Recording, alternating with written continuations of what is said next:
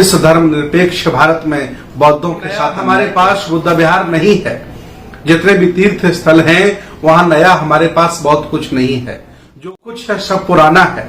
सम्राट अशोक के जमाने के बौद्ध अनुयायी भारत में आते हैं, खासकर उत्तर प्रदेश में आते हैं। ये कुठाराघात है, अन्याय है, बर्बर। मैं इस कदम का विरोध कर बौद्धों के लिए सारनाथ बंद नहीं होना चाहिए। पर इन्होंने कब्जा कर ही लिया है।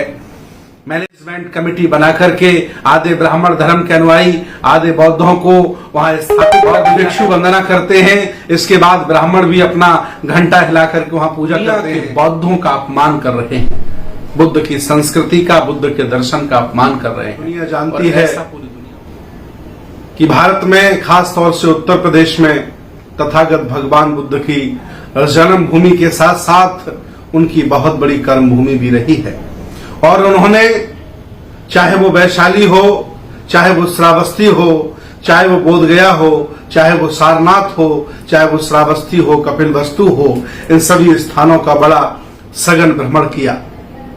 अभी एक बहुत ही दुखद खबर दुनिया के बौद्धों के लिए आ रही है कि भाजपा सरकार ने भारतीय पुरातत्व सर्वेक्षण की तानाशाही ने सारनाथ में बौद्धों का प्रवेश बंद कर दिया है। बौद्धों के प्रवेश से हमारा संबंध है। जो धम्मे के स्तूप है उसी स्थान पर बैठ करके महाभैसज्य गुरु तथागत भगवान बुद्ध ने पंचवर्गीय भिक्षुओं को उपदेश किया था। उस स्थान पर बौद्ध भिक्षुओं का, बौद्धों का पूजा वंदना पर रोक लगा दी गई है। आखिर ऐसा क्यों? दुनिया में ऐसी कोई मस्जिद नहीं है, चाहे वो पुरातन हो और चाहे वो नवीन हो, जहां मुसलमानों को रोका जाए। दुनिया में ऐसी कोई जगह नहीं है, भारत में ऐसी कोई जगह नहीं है, चाहे वो पुरातन हो चाहे वो नवीन हो, जहां हिंदुओं को पूजा वंदना करने से, दर्शन करने से रोका जाए। फिर इस धर्मनिरपेक्ष भारत में बौद्धों के साथ अन्याय कैसे? दूसरी तरफ अपने आप को हिंदू कहने वाले लोग सनातन सभ्यता या ब्राह्मण धर्म के अनुयायी तथागत भगवान बुद्ध को विष्णु का अवतार कहते हैं, और दूसरी तरफ उनके अनुयायियों का दमन करने के लिए, उनकी संस्कृति, सभ्यता और विचारधारा का हास करने के लिए दर्शनीय स्थलों पर प्रतिबंध करते हैं। ये दोहरी नीति कब तक चलेगी? मैं आह्वान करता हूं देश भारत के सभी जागरूक, सामाजिक, विज्ञानवादी, तर्कवादी और बुद्ध की विचारधारा से अपने आप को जोड़ने वाले लोगों से कि इस कुठाराघात पर कुछ बोलिए, चलिए, टहलिए, कुछ करिए।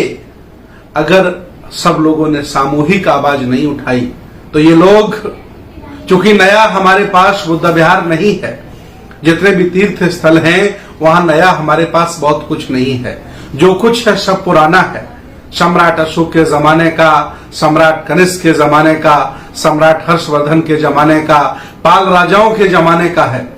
आखिर वहां अगर ये रोक लगा देंगे, वहां नहीं जाने देंगे, तो आखिर बौद्ध अनुयायी, पूरी दुनिया के बौद्ध अनुयायी भारत में आते हैं, खासकर उत्तर प्रदेश में आते हैं। उन लोगों के साथ ये कुठाराघात है, अन्याय है, बर्बरता है।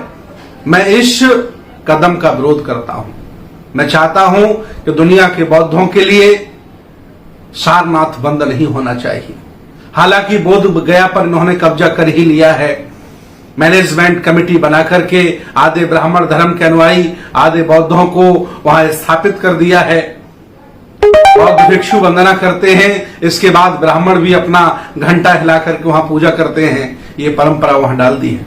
क्या ऐसा ही देश भारत का ब्राह्मण वर्ग, देश भारत का अपने आप को हिंदू कहने वाला व्यक्ति चाहता है कि जितने भी तीर्थ स्थल हैं वो उस जगह पर, हर जगह पर इनका भी कब्जा हो जाए?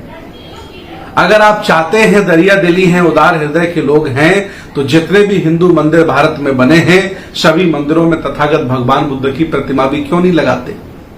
अगर आप ऐसा नहीं कर सकते हैं, आपके चाहे शंकराचार्य हों, चाहे जगत गुरु हों, चाहे मठाधीश हों, जब भी कुछ बुद्ध के बारे में बोलते हैं तो जहर उगलने के अलावा कुछ नहीं बोलते हैं। मैं अपील करता हूं कि आपने जो ये जघन्य अपराध किया है इसे वापस लें। प्रधानमंत्री जी, मुख्यमंत्री जी और भी बहुत सारे लोग हैं, इसमें दखल दें और हर हालत में भारतीय पुरातत्व सर्वेक्षण को बोलें कि आखिर बौद्ध तीर्थ स्थल में पूजा वंदना नहीं करेगा, उसके दर्शन नहीं कर सकता है तो कौन करेगा? आखिर ये कदम तुमने क्यों उठाया? इस पर भारतीय पुरातत्व सर्वेक्षण माफी मांगे और अतिशीघ्र अनुमति दे ताकि बौद्ध भिक्षु वहां पूजा वंदना कर सकें। अगर आप ऐसा नहीं करते हैं तो हम जानेंगे कि आप इस धर्मनिरपेक्ष भारत में भारत के बौद्धों का ही नहीं, दुनिया के बौद्धों का अपमान कर रहे हैं, बुद्ध की संस्कृति का, बुद्ध के दर्शन का अपमान कर रहे हैं और ऐसा पूरी दुनिया बर्दाश्त नहीं करेगी।